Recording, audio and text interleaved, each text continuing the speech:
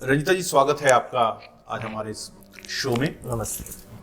मुझे थोड़ा सा ये बताइए कि अब सब कहते हैं कि भाई सब कुछ सामान्य है, लोग इक्वल लाइफ जीते हैं, है ना, सबको इक्वल अपॉर्चुनिटीज मिल रही हैं। लेकिन ये जो एक समाज है जिसे हम बहुत ही भद्दी बातों या भद्दे शब्दों से यूज करते हैं, हिजड़ा समाज, छक्का, हम अक्सर देखते हैं कि ट्रेनों में हो या फिर फुटपाथ पे हो, सिग्नल में हो, ये लोग भीख मांगते नजर आते हैं। अच्छा नहीं लगता है, ऐसा होता है। क्या प्रॉब्लम है? क्यों ये समाज के लोग, आप भी उस समाज से ताल्लुक रखती, वहां से आती हैं, ये लोग क्यों आज ऐसे हालात में जी रहे हैं? देखिए, हम लोग बोलते हैं राइट फॉर इक्वालिटी। सब इंसान, हमारा संविधान बोलता है, हम नहीं बोलते, हमारा संविधान में दिया है as a citizens of our country सबका समान अधिकार होना चाहिए। यदि सबका समान अधिकार है तो हमारे किन्नर समाज या ट्रांसजेंडर समाज का क्यों ना हो? आज को क्यों रास्ता में आम परिवार के बच्चे लोग या जो पढ़े लिखे बच्चे लोग तो रास्ता में जाकर भीख नहीं मांग रहे हैं? भीख मांगता क्यों है? भीख मांगने का जो ट्रेडिशन है, एक तो किन्नर समाज को, ये कुछ दिन पहले हम लोग तो देखा हमारे देश भर में राम चर्चा कितना सुंदर से हो रहा है। ये राम जी का वरदान था, जबकि वनवास में जा रहे थे राम जी, तो पूरा अयोध्या नगरीवासी वहाँ पे शामिल थे, रो रहे थे, पटाख रहे थे, रास्ते से जा रहे थे उनके साथ ही वनवास में। उस समय राम जी ने अनुरोध किया, जो नहीं, आप लोग अपने अपने घर में जाओ, अपने घर में जाकर रहो, 14 साल बाद जब मैं आऊँगा तब मैं सबके साथ फिर दर्शन होगा। जो भी है, तो उस समय किन्नर समाज था जो, वो उनके साथ जाने के लिए तात्पर्य थे। तो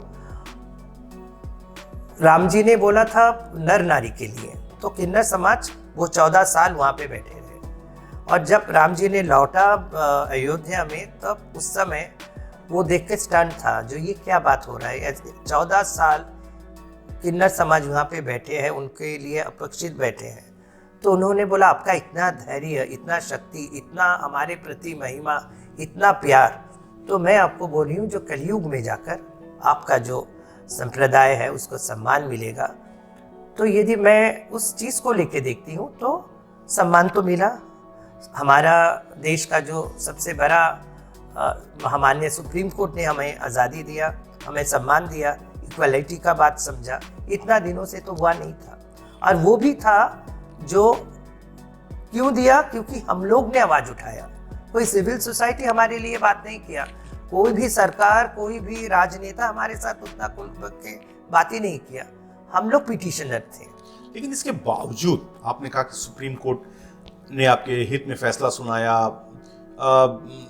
कितना पुराना इतिहास आपका, 5-6-7 हजार साल पूरा राम जी के समय से आपका इतिहास रहा है। इसके बावजूद हमें सड़कों पर या ट्रेनों में ऐसा क्यों नजारा देखने को मिलता है? देखिए, इसमें भी प्रॉब्लम है, क्योंकि मेन स्ट्रीम सोसाइटी अभी भी नारी पुरुष को ही माना जाता है। आप दिखाइए कहाँ से, मैंने नीति निर्धारक जो लोग हैं, यदि पार्लियामेंट में जाइए, राजभवन, हमारे स्टेट में जाइए, कितना किन्नर समाज उसमें है, पॉलिटिक्स में कितना किन्नर समाज को हम लोग ला पाए हैं? नहीं है। तो कम्युनिटी का जो एम्पावरमेंट, हमें आज़ादी मिला, हमारे लिए प्रोटेक्शन एक्ट है, पर इम्प्लीमेंटेशन नहीं है। क्योंकि अभी भी देखिए, पश्चिम बंगाल सरकार का जो ट्रांसजेंडर बोर्ड है, उसका जो चेयरपर्सन है वो एक नारी है।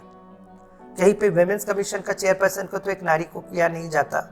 तो ये बहुत कुछ चीज़ है जो इंसान व मानव समाज अभी भी ट्रांसजेंडर लोग को सशस्त्रीकरण के जगह से सोच नहीं रहा है। यदि सशस्त्रीकरण होता तो बहुत सारे बेटी बचाओ बेटी पढ़ाओ है। कितना बुरा आपको लगता है जब आपने भी देखा कि लोग गालियां निकालते हैं, इग्नोर करते हैं, जब ऐसा किन्नरों को सड़कों पे देखते हुए, है ना। मान लीजिए किन्नर किसी घर में आगे नाचने के लिए जब बच्चा होता है तो लोग बड़ा मोल भाव करते हैं और काफी बहुत एक ऐसा माहौल बन जाता है। आपको नहीं लगता कि इन्हें भी कोई अच्छी नौकरी या फिर कोई अच्छे व्यवसाय से जुड़ना चाहिए? क्यों नहीं ये मेन स्ट्रीम में आप आ रहे हैं? क्या दिक्कत क्या है इनको? हमारे साथ जीने में क्या प्रॉब्लम आ रही है? नहीं, इसके लिए तो बहुत, ये एक दिन के चर्चा से ही नहीं होगा। ये बहुत बड़ा सा एक मुद्दा है जो हमें सशस्त्रीकरण कौन करेगा? जिस देश में हम लोग जन्मे हैं, जिस देश में इतना करप्शन है, करप्शन जितना है, जितना पैसा हमारे स्टेट का बोलिए, केंद्र का बोलिए, पैसा कहाँ जा रहा है सबको पता है, रोज खबर में आ रहा है। और कम्युनिटी यदि भीख मांगता है, कम्युनिटी यदि जाकर रास्ता में खड़ा हो रहा है, और ये पेशा हमारा आज का नहीं है, आज का ये भीख मांगना का जो पेशा है, इसका ही हमारा पेशा था। और ये पेशा कोई ऐसा नहीं है जो वो लोग पेशा को छोड़ के कोई दूसरा चीज अजमा ली। तो उसको भी तो आपको ही देखना पड़ेगा, सरकार को। जो जितना सेल्फ हेल्प ग्रुप है, ट्रेनिंग है, जितना उनका प्रोविजन है, उन्होंने कभी भी क्या अप्रोच किया? हम अपना स्टेट का बात बोल रहे हैं, मैं खुद भी ट्रांसजेंडर बोर्ड में थी, मैंने बहुत बार आवाज उठाया। पर बेटी बचाओ बेटी पढ़ाओ जैसा अभियान है, कन्याश्री है, सरकार क्या कभी भी सोच सका है जो ट्रांसजेंडर लोग के लिए ये अभियान शुरू करे, उनको फ्री में पढ़ाई लिखाई दे? कितना का ड्रॉप आउट हो जाता, कितना बच्चा पढ़ाई लिखाई। मेरे साथ कुछ बच्चे अभी आपके ये प्रोग्राम में आए, हम उनका पढ़ाई लिखाई दे नहीं पा रहे हैं। स्कूल का वो एनवायरनमेंट नहीं है। ठीक है, प्रोटेक्शन एक्ट, बड़ा बात हम लोग बोल सकते हैं, राइट फॉर इक्वालिटी, हर जगह से। मैं हॉस्पिटल में जाती हूँ जब, अभी भी मुझे सुनना पड़ता है मेल वार्ड है, फीमेल वार्ड है, वो लोग मन खोल के हंस लेता है। क्योंकि जिस समय हॉस्पिटल में इंसान कब जाता है? जब उनका तबीयत खराब होता। मेंटल हेल्थ उनका क्या होता है? आप पकड़ लीजिए, 100 में आपका मेंटल हेल्थ प्रोग्राम खराब है, आप मानसिक संतुलन आपका नहीं है, आपका प्रेशर है, कुछ भी है, और उस समय जाकर आपके सामने वाला जो स्टेक होल्डर्स आपको देखकर हंस रहा है और ये बातचीत में लगा हुआ है जो इसको मेल वर्ड दे। आम जनता को पता ही नहीं है जो सच्ची ये मुद्दा कितना बर्निंग इशू है समाज में। और जिस देश में सबके साथ सबका मैंने क्या बोलता है, हमारा विकास का बात हो रहा है, कहाँ विकास है? विकास का तो कोई मुद्दा ही नहीं है। हम एक बहुत बड़े मुद्दे की बात करें तो पब्लिक टॉयलेट्स का प्रॉब्लम भी है आपके साथ कि आप लोग नॉर्मल यूज नहीं कर सकते हैं। वैसे क्या सरकार ने कोई प्रावधान दिया है आप लोगों के लिए, या फिर जब आप लोग सड़कों पे पब्लिक टॉयलेट्स यूज करने जाते हैं तो आपको प्रॉब्लम होता है? बहुत कम है, कुछ जगह में अभी जागरूकता हुआ है, पर सिर्फ एक पब्लिक टॉयलेट का नहीं है, जो एक आम जनता का, एक आम इंसान का एक राइट है। घर, कपड़ा और मकान, ठीक है, रोटी कपड़ा और मकान का हम बात कर रहे हैं। कहाँ है हमारे पास? कोई भी ट्रांसजेंडर को आप देखिए, हम सुनते हैं ट्रांसजेंडर लोग के पास बहुत पैसा है। कहाँ से है, किस लिए है, इसका भी आपको वैल्यूएशन करना पड़ेगा। और एक राजनेता के पास कितना पैसा है, जो हमारे वोट से हम लोग उनको उस जगह पहुंचाए हैं और हम लोग के भी रास्ता में खड़ा है। तो ये जो चीज़ है, जिसके पास, जो हिजड़ा के पास पैसा है, उसका सशस्त्रीकरण है। और जो हिजड़ा रास्ता में खड़ा है, हर क्षण में जो रास्ता में खड़ा होकर अपना भीख मांग कर या सेक्स वर्क कर, बहुत हिजड़ा समाज में, हमारे किन्नर समाज में है जो सेक्स वर्क भी करते हैं। तो हम सिर्फ वो, करप्शन तो हर जगह है। अब जो सेक्स वर्क की बात की, इसमें क्या कोई एक्सप्लॉयटेशन होता है? बहुत एक्सप्लॉयटेशन होता है, क्योंकि अभी भी हमारे देश में सेक्स वर्क का मान्यता नहीं है। अभी भी पीटा एक्ट को हम लोग हमारे से अलग नहीं कर पाए। अभी भी हमारे सेक्स वर्क को एंटरटेनमेंट वर्कर का दर्जा नहीं दिया गया। जैसे आप दूसरे देशों में जाओ, वहाँ पे उसको एंटरटेनमेंट इंसान मानते हैं। जैसा हम लोग सिनेमा देखते हैं, गाना सुनते हैं, वैसा एंटरटेन हमारे देश में वहाँ पे किन्नर समाज का तो एकदम ही नहीं है। जहाँ पे अभी आप जितना रास्ता में कलकत्ता में घूमोगे, आप हर जगह देखोगे किन्नर समाज करा है, ट्रांसजेंडर लोग करा है, पर उनको सेफ सेक्स का पता नहीं है, उनको हेल्थ इशू को पता नहीं है, HIV जैसा एक महामारी बीमारी उनका हो सकता है, उसको पता नहीं है। तो ये सबको तो सोचना सरकार को चाहिए। और सबका विकास कहाँ हो रहा है? यदि विकास हो रहा है तो ट्रांसजेंडर प्रोटेक्शन एक्ट आने के बाद भी इसका इम्प्लीमेंटेशन क्यों नहीं हुआ? अभी भी हॉस्पिटल में, सरकारी हॉस्पिटल में बेड क्यों नहीं है? अभी भी एजुकेशन की जगह उनको जाकर क्यों सोचना पड़ता है? मेरे पास कुछ दिन पहले एक BSc पास किया हुआ एक ट्रांसजेंडर ने फ़ोन किया, जो दीदी मुझे ना और ज़्यादा पढ़ना है, पर मेरे माँ बाप नहीं है, तो मैं कैसे करूँ? मुझे फेसबुक पे जाकर, लाइव पे जाकर भीख मांगना पड़ा। जो कोई भी, यदि इन बच्चे को आप लोग दायित्व ले सकते हो तो एक किन्नर समाज वो आगे चढ़कर पढ़ सकता है। तो ऐसा बहुत सारे किन्नर हैं जो लोग पढ़ना चाहते हैं, जो लोग अपने पैर में इस पेशा में ना जाके, हिजरा इज अ प्रोफेशन, हिजरा कोई कम्युनिटी नहीं है। ट्रांसजेंडर अम्ब्रेला के अंदर वो एक दायरा है। तो बहुत सारे ट्रांसजेंडर है, बहुत सारे इंसान हैं जो लोग मेन स्ट्रीम में जाकर नौकरी करना चाहते हैं। मेरा होम से मैंने बहुत का कोशिश किया। अभी ऑल टोटल 40 आदमी इंसान है हमारे संप्रदाय को, जिनको हमने होटल में नौकरी दिया, जिनको हम लोग प्राइवेट सेक्टर में नौकरी दिया। अच्छे अच्छे होटल में वो लोग काम कर रहे हैं। तो एक अकेला हमारा प्रचेष्टा तो इससे कुछ नहीं होगा, पर सरकार का यदि कुछ ऐसा रहा जो इनको सेल्फ हेल्प ग्रुप दो, इनको ट्रेनिंग दो, इनके लिए ब्यूटिशियंस कोर्स, ये सब फ्री ऑफ कॉस्ट करो, फिर इनको रिक्रूटमेंट दो, तो सरकार का कहाँ समय है? तो फिर मैंने ऐसा क्यों है कि लाइक कोई भी आपकी कम्युनिटी के लोग हमने बिजनेस में नहीं देखा, कोई बड़ा बिजनेस टाइकून नहीं बनता है, इसका कारण क्या आपको लगता है? वही मैं घुमा फिरा के एक ही बात में आऊंगी, क्योंकि बिजनेस टाइकून बनने के लिए जो उनके पास जो कैपेसिटी होना चाहिए, एक तो एक आम जनता और एक ट्रांसजेंडर का प्रॉब्लम यहीं पे है, क्योंकि सुबह से शाम तक उसको सुनना पड़ता है, वो उस स्टिग्मा के अंदर रहते हैं। उसके बाद जब वो समाज से एक बच्चा 15-16 साल उससे भी नीचे उम्र में उसको घर से निकाला जाता है, आप सोचिए तो जिस समय उस बच्चे को अपना परिवार के साथ रहकर उसको आगे चलना है, उस समय उसको निकाला जाता है, और निकालने के बाद वो रास्ता में खड़ा होकर उसको इंसान लोग जैसे भी हो मिस यूज करते हैं, तो वो बच्चा कैसे अपने बिजनेस में जाकर ऐसा काम कर सकेगा? यानी मानसिक तनाव जो है वो स्टार्टिंग से ही बहुत ज्यादा है, बहुत ज्यादा है। सामाजिक मानसिक जो तनाव है, ये करने के लिए डिस्क्रिमिनेशन माने मुक्त सोसाइटी हम तो नहीं बोल सकते, क्योंकि जिस समाज में हम रह रहे हैं वो रहेगा ही, पर थोड़ा सा इसका लाघव करने के लिए कुछ पॉलिसी को लाना है, इम्प्लीमेंट करना है, और जो सरकारी तरह से होता है, ठीक है, जैसे एक पब्लिक टॉयलेट का जो बात आप चर्चा कह रहे थे, अब बोलिए कलकत्ता में कितना पब्लिक टॉयलेट है? वहाँ पे पुरुष है, एक नारी है, नारी में भी हम लोग घुसते हैं तो वुमेन लोग थोड़ा सा अनकंफर्टेबल फील करता है, तो इंसान जाएगा कहाँ? हर मेल में तो हम लोग जा ही नहीं पाएंगे। तो ये सब चीज़ आम जनता के लिए बहुत नॉर्मलाइज्ड है, क्योंकि उनका बच्चा, उनका खाना, उनका पढ़ना, उनका परिवार, सोचते नहीं है सबके बारे में, उसको समय ही नहीं है।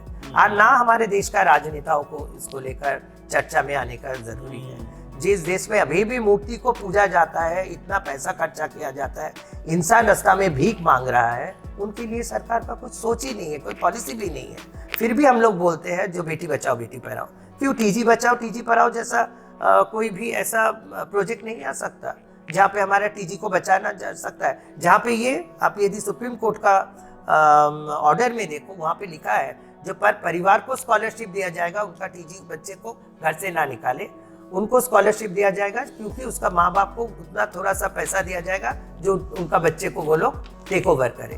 तो ये सब तो है, ये सब पर इम्प्लीमेंटेशन नहीं है, इंसान को पता ही नहीं है। आपने कहा कि आपका और भगवान राम का बहुत पुराना रिश्ता है आपकी कम्युनिटी का। क्या अभी जो अयोध्या में राम मंदिर की प्राण प्रतिष्ठा हुई, क्या आपकी कम्युनिटी में से किसी को बुलाया गया? बहुत सारा इंसान को बुलाया गया, वहाँ पे गया, वहाँ पे पूजा पाठ हुआ, और हम लोग बहुत धार्मिक है, हमारा जो संप्रदाय है, हम लोग धर्म से बंधे हुए हैं, और सिर्फ हिंदू धर्म नहीं, हमारे धर्म में सब धर्म को माना गया है। ये नहीं जो सिर्फ हम लोग हिंदू धर्म को ही मानते हैं, हमारे मुस्लिम, बौद्ध, सिख सब धर्म को किन्नर समाज मानते हैं। किन्नर समाज में धर्म को लेकर कोई भी डिस्क्रिमिनेशन नहीं है, और ना सिखाया जाता है, क्योंकि हमारे होम में भी आप आओगे तो वहाँ पे लिखा है ईश्वर अल्लाह तेरो नाम सबको सम्मति दे भगवान। हम लोग उस नीति से चलते हैं जो भगवान किसी के लिए अलग अलग नाम से बुलाया जाता है, पर भगवान तो एक ही है। और इसके चलते ही हम लोग ने अर्धनारीश्वर दुर्गा पूजा भी शुरू किए थे हमारे बंगाल में, जिसको एक साल हम लोग ने मांगा था, क्योंकि मैं जब देख रही हूँ इतना इतना पैसा एक एक राजनेताओं को मिल रहा है, उनके पूजा के चलते उसको कमेटी को मिल रहा है, उनको क्लब को मिल रहा है, हम लोग तो उनके सामने बहुत तुच्छ हैं, बहुत तुच्छ है। और हमारा पूजा करने का यही मर्यादा है, जो रूप, जो अर्धनारी का जो रूप, जो शिव को पूजा जाता है, जो शिव है वही अर्धनारी है, और वो हमारा वंशज है। उसके लिए ये पूजा हम लोग शुरू किए, जिसको बंगला में बोलते हैं हड़ू पड़बूती। ये सब रूप को देखा ही नहीं जाता, तो ये रूप का पूजा हम लोग 6 साल से कर रहे हैं। एक साल सरकार ने पैसा दिया, दूसरे साल से बंद। तो ये हालत है हमारा राज्य में या समाज में, हमारा कोई भी चीज़ को सराहाया नहीं जाता। और आप देखिए हर साल बड़ा बड़ा क्लब को, जिनके पास करोड़ों पैसा वो लोग पूजा कमेटी से उठाते हैं, उनके पास पैसा है, पर हम उनको दिया जाता है। पर जिनके पास ये वाला पूजा को हमारे सम्मान भी मिला है, अमेरिकन कॉन्सुलेट और भी 3-4 एम्बेसी से हमें आकर सम्मान देकर गया, क्योंकि ऐसा पूजा होना बहुत ज़रूरी है। जैसे सेक्स वर्कर लोग कर रहे हैं, पिछले साल से बहुत महिलाओं लोग मिलकर पूजा कर रहे हैं, क्योंकि हम लोग भगवान, हमारे लिए भगवान भगवान नहीं है, परिवार है। क्योंकि हमारे जो वहाँ पे होता है बहुत सारा बच्चा, हमारा जो होम का बच्चे लोग हैं हमारे समाज के हैं, क्योंकि पूजा में भी बहुत डिस्क्रिमिनेशन है, क्योंकि किन्नर को वहाँ पर भी बुलाया नहीं जाता, वहाँ पर भी बहुत हायर किया है, किन्नर कुछ पकड़ नहीं सकते, किन्नर देख नहीं सकते। तो ये पूजा वहाँ से स्थापित किया गया। जो ये पूरा पूजा हम लोग अपना माँ घर में आते, क्योंकि हम ज़्यादातर बच्चे के पास माँ बाप नहीं रहता हमारा समाज का। तो ये माँ दुर्गा आने से ये 9 दिन से हम लोग नवरात्रि करते हैं और वहाँ पे पूजा होता है। खाना से लेकर पूजा पाठ सब ट्रांसजेंडर करते हैं। तो ये अलग से कुछ नहीं है। ये पूजा, जैसे हम लोग बोलते हैं धर्म अपने लिए है, धर्म सबके लिए है। तो यही बात है। जब बुढ़ापा आ जाता है, जब आप काम करने के लायक आपके समाज के लोग नहीं रह जाते, तो कितना मुश्किल होता है गुजारा बसर करना उस समय। क्या सोर्स ऑफ इनकम उस समय रहता है? सेविंग्स रहती हैं या किससे गुजारा होता है? कोई बहुत खराब हालत होता है जब उम्र के बाद। देखिए, ये बात तो बहुत चर्चित है, क्योंकि अभी भी मैं बोलूँगी और मैं अपना कम्युनिटी को उस तरह ही काउंसलिंग देती हूँ, बात करती हूँ। अभी तो माँ बाप बच्चे को करने के बाद, अभी देखिए पश्चिम बंगाल में कितना वृद्धाश्रम है। तो ये बात ऐसा नहीं है, जो हम लोग का स्ट्रैटेजी, जो जैसा लाइफ व्यतीत करता है वो वैसे ही करके अब सोचता है जो उसका लाइफ कैसे कटेगा।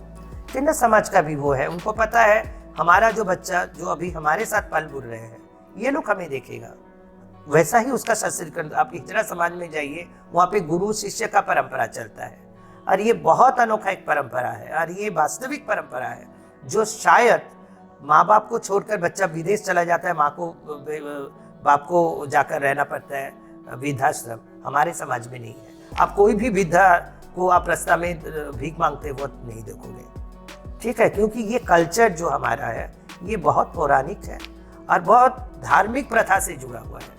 इसीलिए कोई भी हिजड़ा जो उम्रदार है वो रास्ता में भीख नहीं मांगता है, क्योंकि वो सिस्टम के अंदर रहता है। मैं बोलूँगी ये सिस्टम को और भी सरकार को भी सोचना चाहिए, ओल्ड एज होम उनके लिए लाना चाहिए, और जो कि ट्रांसजेंडर प्रोटेक्शन एक्ट बिल में भी है, पर उसका इम्प्लीमेंटेशन नहीं हुआ है। पर मैं सुन रहा हूँ ये चर्चा चल रहा है, जितना जल्दी हो सके ऐसा भी होगा, जो ट्रांसजेंडर के लिए ऐसा होम होगा जहाँ पे उनको रखा जाएगा, और ये होना बहुत ज़रूरी है। तो सारी जो बातचीत है उसका एक ही लबोलुबाब निकलता है कि है तो बहुत कुछ, लेकिन इम्प्लीमेंटेशन नहीं है ग्राउंड में, जो ज़मीन पे ग्राउंड जीरो पे वो इम्प्लीमेंट नहीं है, जिस कारण कागजों में तो बहुत कुछ कहा गया है इनके बारे में, इनकी कम्युनिटी के बारे में, लेकिन असलियत में देखें तो वैसा काम अभी तक नहीं हुआ है।